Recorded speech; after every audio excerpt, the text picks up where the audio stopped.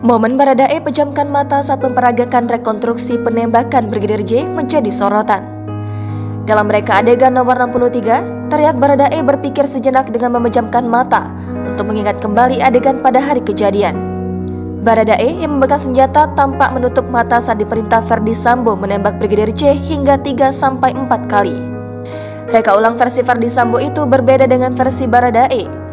Menurut rekonstruksi versi Baradae, saat penembakan posisi tubuh Brigadir J sedikit agak rendah seperti hendak jongkok dan membuka kedua telapak tangannya ke arah depan.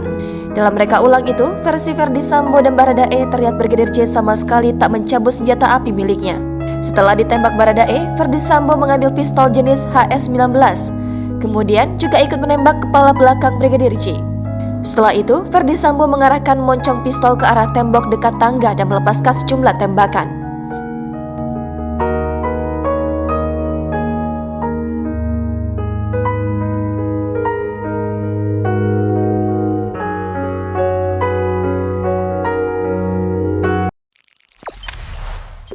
Jangan lupa subscribe, share, komen, dan like ya.